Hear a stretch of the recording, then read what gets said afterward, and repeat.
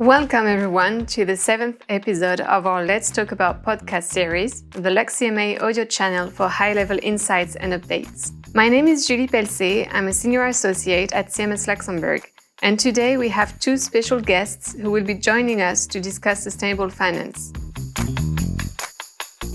Today, we delve into the transformative role of green securitization in advancing sustainable finance. As global challenges like climate change and biodiversity loss demand urgent action, the financial sector is stepping up to bridge the funding gap for sustainable development. Securitization, a powerful financial tool, is at the forefront of this effort, enabling the conversion of green assets into tradable securities. This not only enhances liquidity and risk distribution, but also attracts a broader range of investors to sustainability-linked projects. A prime example of this innovation is the recent Enpal BV deal, which highlights Luxembourg's pivotal role in facilitating ESG-aligned financial products.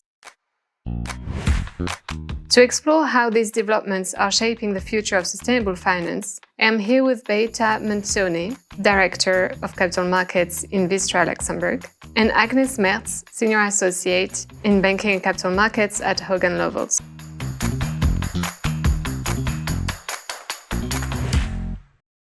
First thing first, let's set the scene. Why is securitization such a powerful tool when it comes to financing sustainable projects? Beata, maybe you can walk us through this? Sure. Let's start with a bit of context here. Sustainable development, as many may know, has dominated the global political agenda for a number of years now, with the term being coined in 1987 by the UN World Commission on Environment and Development. The concept has grown in importance in recent years due to a combination of factors, such as climate change, loss of biodiversity, or growing social problems that all demanded coordinated policy responses. We have seen this reflected since in a number of high-profile initiatives such as 2015 Paris Agreement, UN Sustainable Development Goals, or, at European level, 2019 European Green Deal. But, and this is critical, cost of implementation of these goals are staggering. What were once seen as billion-dollar commitment is now counted in trillions.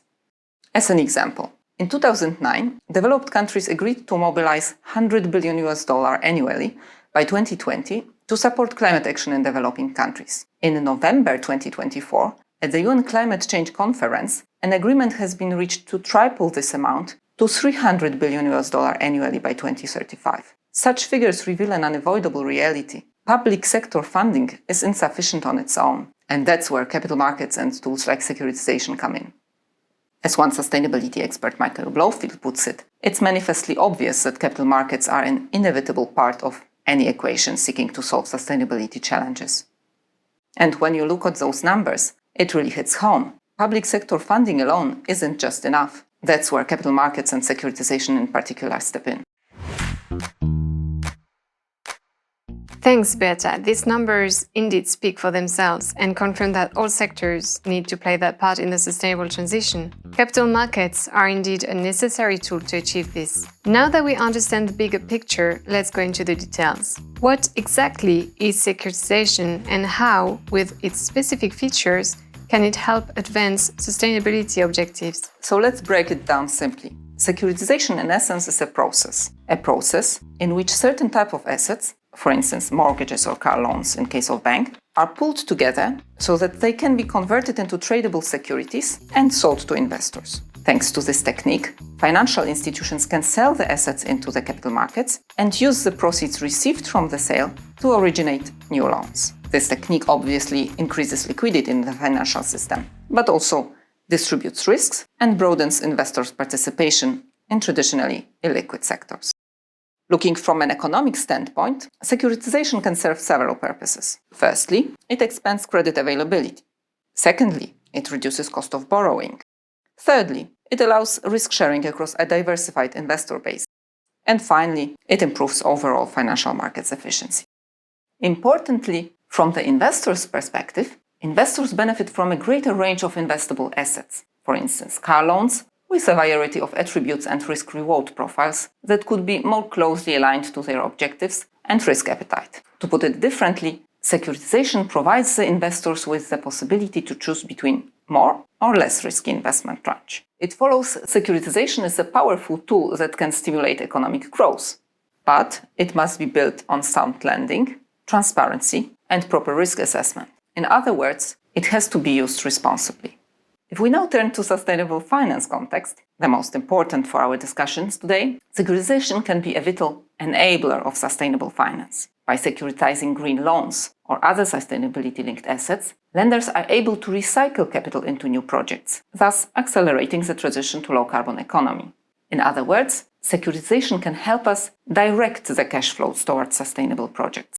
Securitization can also render green projects more appealing to a broader range of investors, for example in cases where first tranche is absorbed by a development bank and senior tranches, which are less risky by design, are offered to private investors. Indeed, public institutions like European Investment Bank are very supportive of securitization as a tool to promote environmental sustainability projects, such as energy-efficient housing or solar panels, and do frequently use it in their operations.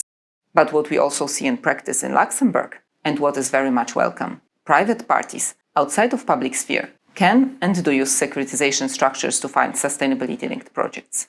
And the beauty of it is, it doesn't just free up capital when done right, it can channel it directly into sustainable projects. Thank you for making the concept clearer. To illustrate this better, I think it would be useful to discuss a real-world example. Agnes, you wanted to tell us about a deal that really stood out at the end of 2024. Can you share the story with us? Right. Let me give you a real-world example. End of 2024, the green securitization undertaken by Enpal BV marked a significant step in financing the energy transition.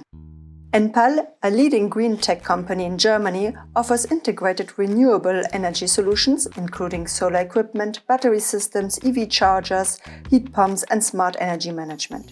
In this deal, Enpal BV proceeded with the asset-backed securitization for a €240 million portfolio of receivables from solar installment purchase agreements, consisting of around 8,500 residential loans to German homeowners. These claims were sold to Golden Ray SA, a Luxembourg securitization vehicle which issued notes listed on the Luxembourg Stock Exchange backed by the claims. The market reaction spoke volumes. It was oversubscribed and won several awards. That tells you the appetite for ESG-aligned assets is only growing. Thanks, Agnes. Now, to help our listener understand why this deal is so remarkable, can you break down the key features for us? For instance, the type of security issued or the financing structure? Yes, Julie. Let's take a closer look at what made this deal stand out. Firstly, the alignment with the voluntary green bond principles guidelines of the International Capital Market Association underscored the commitment to ESG objectives. The green bond principles emphasize the required transparency, accuracy, and integrity of the information that will be disclosed and reported by the issuer to stakeholders through core components and key recommendations. They include the following core components to determine a green bond. Firstly, use of proceeds. The funds that are raised through the bonds must be used for eligible green projects. This means that the projects must provide clear environmental benefits, which will be assessed by the issuer and where possibly quantified. Eligible projects include renewable energy production and transmission, as well as appliances and products related to renewable energy. The second core component is the process for project evaluation and selection. Issuers must clearly communicate the environmental sustainability objectives of the eligible green projects to investors. They should explain how projects are selected to fit within eligible categories and provide information on how they manage social and environmental risks associated with the projects. The third component is the management of proceeds. The net proceeds from the bonds should be tracked appropriately, either per bond or on an aggregated basis for multiple green bonds. This tracking should be periodically adjusted and disclosed to investors. The fourth and last core component is reporting. Issuers are required to keep up-to-date information on the use of proceeds, renewing it annually until full allocation and on a timely basis in case of significant developments. The annual report should list the projects funded by the proceeds of the green bond, including descriptions, allocated amounts, and expected impacts. In the case at hand of the Enpal deal, compliance with the green bond principles of the notes was certified by an independent opinion, marking the issued bonds as secured green collateral bonds. These are secured bonds where the net proceeds will be exclusively applied to finance or refinance green projects securing the issued bonds. Another key feature of the Enpal deal was the investment by the European Investment Bank and the European Investment Fund, who provided significant backing enhancing investor confidence. EIB invested 50 million euros, while the EIF offered 50 million euros embedded guarantee for the Class A1 notes. Last but not least, the transaction meets the simple, transparent and standardized STS requirements of the EU Securitisation regulation and received the relevant verification label. This classification further enhances the safety and attractiveness of the securitization transaction which was undertaken by Enpal. Actually, the whole STS framework is something we'd love to explore in more depth in a future episode, as it deserves its own deep dive. For today's episode, we will simply list the key aspects of what an STS-compliant transaction is. Firstly, it has to be simple. The structure of the transaction should be straightforward, with clear and understandable terms. This typically means that the securitization involves a true sale of assets and the underlying assets are homogeneous. In the case at hand, the receivables from solar installment purchase agreements were transferred to the securitization vehicle. The second key aspect is that the transaction is considered as transparent. It must provide investors with sufficient information to understand the risks involved. This includes detailed disclosure of the underlying assets, the structure of the deal, and the parties involved. Regular reporting and access to data are also required to maintain transparency throughout the life of the securitization. Lastly, the transaction should be standardized. It must adhere to standardized documentation and processes, which helps reduce complexity and increase comparability across different securitizations. This includes standardized risk retention requirements and due diligence processes. Meeting these criteria just put the cherry on the top, making the Enpal deal a real benchmark for future green deals. Thank you, Agnes. And that brings us to the end of our today's episode. Thank you to Beata and Agnes for sharing your expertise and helping us understand how securitization can really power the green transition. The key takeaways for me are that securitization is a crucial tool in sustainable finance, enabling the recycling of capital into new green projects and supporting the transition to a low-carbon economy by pooling assets and converting them into tradable securities. Luxembourg serves as a pivotal hub for such transactions, engaging the public and the private sector as exemplified by the Enpal deal. This transaction indeed shows that innovation can be achieved in the securitization market by opening new asset classes to ensure that the energy transition is further strengthened by innovative financial products.